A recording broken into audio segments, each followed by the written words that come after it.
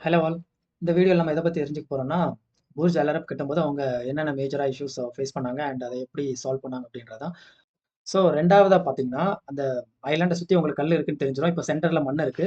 So அந்த மண்ணெல்லாம் இப்ப வெளியில எடுத்தா தான் நான் என்ன பண்ண முடியும், கான்கிரீட் ஸ்ட்ரக்சர் போட்டு நான் வந்து ஃபவுண்டேஷன் பில்ட் பண்ண முடியும். ஸோ இப்போ அதுல அவங்களுக்கு ஒரு இஷ்யூ வரும். அது என்னன்னு பார்த்தீங்கன்னா, அந்த மண்ண இப்போ வந்து வெளியில எடுக்கிறதுக்காக அவங்க என்ன பண்ணாங்கன்னா, ஸ்டீலால ஆன ஸ்ட்ரக்சர வந்து எல்லா சைடும் உள்ள கீழ இறக்கிட்டாங்க. இறக்கி வந்து அப்போ என்ன ஆகும்னா, அ அந்த வெளியில இருக்க அந்த கல்லோ அந்த ஸ்ட்ரக்சர் வந்து பார்த்தீங்கன்னா, உள்ள வந்து ஃபால் ஆகாது. ஸோ ஃபர்ஸ்ட் அத இது சேவ் பண்ணிட்டாங்க. 2வது மண்ண கீழ எடுக்க எடுக்க என்ன ஆகும்னு பார்த்தீங்கன்னா, சைடுல பார்த்தீங்கன்னா வாட்டர் தான் இருக்கு. ஸோ வாட்டர் என்னன்னா ஹை பிரஷர்ல இருக்கும். ஸோ அந்த பிரஷர் வழியா என்ன ஆகும்னா, வாட்டர் திரும்ப எங்கன்னா நீங்க உள்ள தோண்டுறீங்களோ அந்த இடத்துக்கு வந்து வாட்டர் வந்து வர ஆரம்பிச்சுரும். ஸோ இத அவங்க எப்படி ரெக்டிஃபை பண்ணாங்கன்னு பார்த்தீங்கன்னா, அ லிக்விட் சிமெண்ட் அவங்க என்ன பண்ணாங்கன்னா, இன்ஜெக்ட் பண்ணிட்டாங்க. அ லைக் சைடுல ஒரு பில்லர் மாரி போட்டு, அந்த வழியா இன்ஜெக்ட் பண்ணி கீழ ஃப்ளோர் எல்லாமே பார்த்தீங்கன்னா, லிக்விட் சிமெண்ட் போட்டாங்க. ஸோ அந்த லிக்விட் சிமெண்ட் வந்து ஒரு ஸ்டெடியா ஆனதுமே, அதுக்கப்புறம் அவங்க உள்ள இருக்க மண்ணெல்லாம் எடுத்து வந்து அவங்க வந்து ஃபவுண்டேஷன் போடுறதுக்காக ஸ்டார்ட் பண்ணிட்டாங்க. ஸோ 3வது அவங்களுக்கு இருந்த மிகப்பெரிய ப்ராப்ளம் என்னன்னு பார்த்தீங்கன்னா, அவ்வளோ பெரிய டால் பில்டிங் 102 மீட்டர். அது இல்லாம எர்த்குவைக் அப்புறம் பார்த்தீங்கன்னா, விண்ட் அந்த விண்ட் பார்த்தீங்கன்னா, 150 கிலோமீட்டர் வேகத்தில வீசக்கூடிய விண்ட். ஸோ இதெல்லாம் அந்த ஸ்ட்ரக்சர் தாங்கணும்னா, கீழ வந்து அவங்க வந்து பில்லர் போடணும் ஆக்சுவலா டெப்த்துக்கு ஒரு 40, 30 மீட்டர்ஸ் வந்து அவங்க தோண்டி வந்து பில்லர் போட்டா மட்டும் தான் இவ்வளோ பெரிய ஸ்ட்ரக்சர வந்து அவங்க வந்து ஸ்டெடியா நிக்கும்.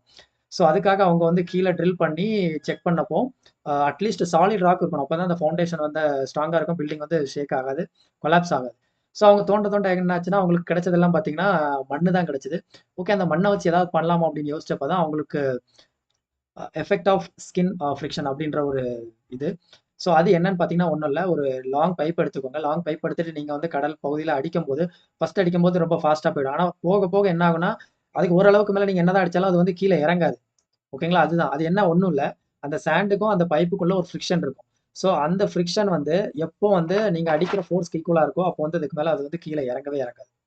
ஸோ ஃபர்ஸ்ட் அதுக்கு வந்து அவங்க வந்து அந்த மண்ண வந்து அவங்க செக் பண்ணணும். ஸோ அந்த மண்ண செக் பண்ணாங்க. மண் எல்லாம் ஓகே ஆயிடுச்சு. 2வது என்னன்னா, அந்த மண்ணு வந்து பார்த்தீங்கன்னா, ரொம்ப டைட்டா இருக்கும். ஸோ லூஸ் ஆகுற மாதிரி இருந்தாலும், பார்த்தீங்கன்னா என்டையர் ஸ்ட்ரக்சர் கொலாப்ஸ் ஆயிடும். ஸோ என்னதான் அவங்க வந்து 40 மீட்டர் வந்து பைல் போதும் அப்படின்னு சொல்லி அவங்க பண்ணுனாலும், ஒரு சேஃப் சைடுக்காக அவங்க என்ன பண்ணிட்டாங்கன்னா, லாஸ்ட் வந்து ஒரு 8 மீட்டரா வந்து எக்ஸ்ட்ரா இன்கிரீஸ் பண்ணிட்டாங்க. ஸோ மிச்சம் இருக்க இஷ்யூஸ் எல்லாத்தையும் நான் வந்து ஒரு என்ன 1 ஆர் 2 ஷார்ட்ஸ்ல வந்து நான் போடுறேன். அண்ட் இதே மாரி பார்த்தீங்கன்னா, நான் வந்து பாம் ஜுமைரா அப்புறம் வந்து புர்ஜ் கலிஃபா இதெல்லாம் எப்படி கட்டுனாங்க அண்ட் என்னென்ன இஷ்யூஸ் வந்து ஃபேஸ் பண்ணாங்க அப்படின்றத நான் டீட்டெயிலா என்னோட சேனல்ல நான் போட்டிருக்கேன். ஸோ இந்த வீடியோ உங்களுக்கு பிடிச்சிருந்தா மறக்காம என்னோட சேனல சப்ஸ்கிரைப் பண்ணுங்க. அண்ட் இந்த வீடியோக்கு ஒரு லைக்க தட்டி விடுங்க. இந்த வீடியோ உங்களுக்கு பிடிச்சிருந்தா மறக்காம உங்க ஃப்ரெண்ட்ஸ்க்கு ஷேர் பண்ணி சப்போர்ட் பண்ணுங்க. நன்றி.